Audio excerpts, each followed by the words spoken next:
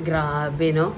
So, kumustahin natin ang lahat ng mga OFW sa Luzon, Visayas at sa Mindanao. Kung saan sulok man kayo ngayon roon, sana'y nasa mabuting kalagayan po tayo lahat, no?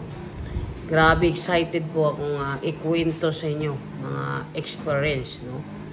Nangyayari lang ngayon o noon. Pero maganda pag-usapan natin itong mga negosyante.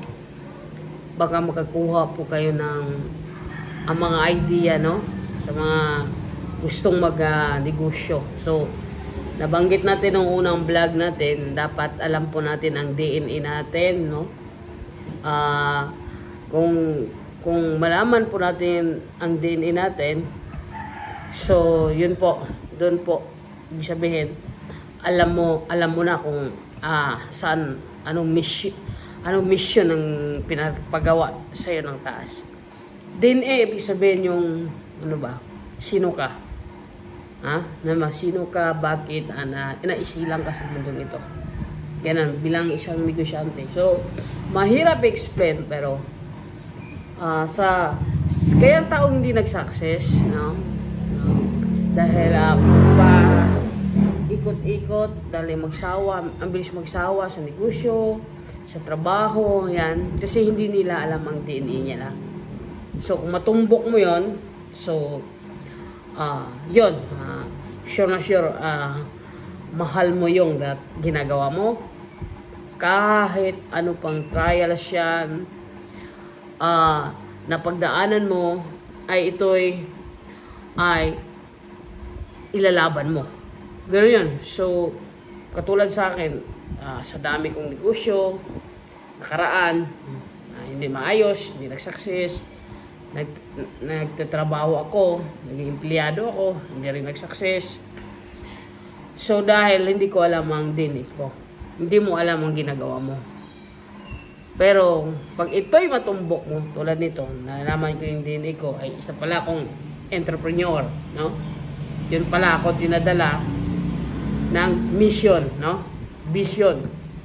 May goal ka, ang tawag mo pala, solving problem. Pag entrepreneur ka, pag sabing entrepreneur, kung ano pong problema sa paligid mo, ito po ay solusyonan mo. No? Magiging business yan. So, yun po yung daily ko. So, nakapagtataka, di ba? Nung nagbasa po ako ng mga books, saka ko nalaman ang DNA ko. So, ibig sabihin, pag isa kang entrepreneur, ang una talagang gagawin mo, ugali mo, ay kahit ayaw na ayaw mo magbasa ka talaga ng mga libro. Dahil, yun ay kunik-kunik, no? So, pag sabing negosyante lang ako, pero hindi ka nagbabasa ng libro, ay negosyante ka lang na traditional business. No, yung ayaw mo nang marami kang empleyado. So, ikaw ang manager, ikaw ang tindero, ikaw ang manager, ikaw ang cashier, sa'yo lahat. No? Pag entrepreneur ka, marami ding klaseng entrepreneur. Pwede, investor ka, pwedeng, creative ka, creator, no? Yung, mag-create, no, ng mga produkto, pwede ring visionaryo, no? Pwede ding mga scientist na, yung gumagawa ng ilaw, cellphone, mga, ganon, mahirap mag-explain talaga, no? Kasi baguhan pa tayo, so, sa entrepreneur, pero, negosyante na ako, pero, di ko alam na magkaiba yon, no? So, sa umpaga ako, ang mindset ko ngayon, long term, no? Sa pagka-addict ako, magsolusyon sa mga problema. Ako yung tao na nakipaglabang mag-isa, na tahimik, at nagsolusyon sa problema. Naramdaman ko yan. Parang nga naman, pag ikaw mamanhid na, no? Na, parang pag may problema ay hindi ka parang hindi mo na iniinda. pareha na kayo sa akin. Isipin mo, bumaba ako sobra, kumakain ako, natutulog ako. Parang pag may problema dumating sa buhay ko, hindi po ako naramdaman ng stress. Nung una, grabe. Sobrang stress. Hindi ko alam ang gagawin ko. Nagwawala ako. Anong ginagawa. No? Pero ngayon, pag may problema ay tinatawanan ko lang. May ganoon pala, maging manhid ka.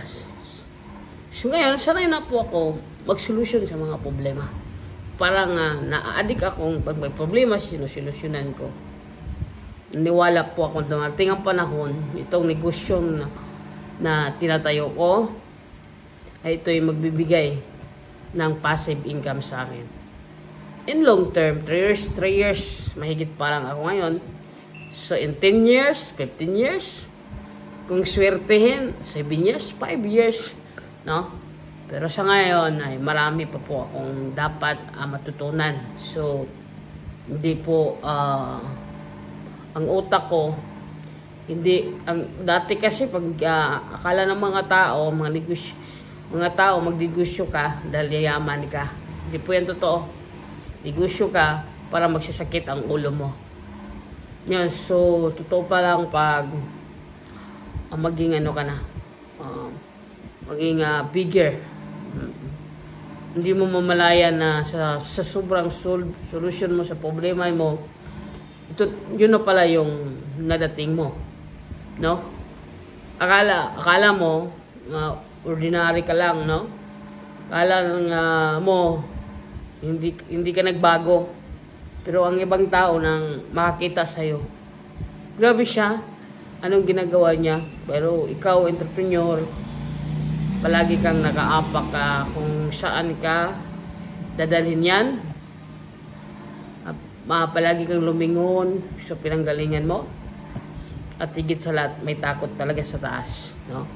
Yun talaga ang pinaka-importante. So, sana po may nakuha kayo, no? Sa mga tips, no? Experience na pinagdaanan ko. Mahal ko kayo.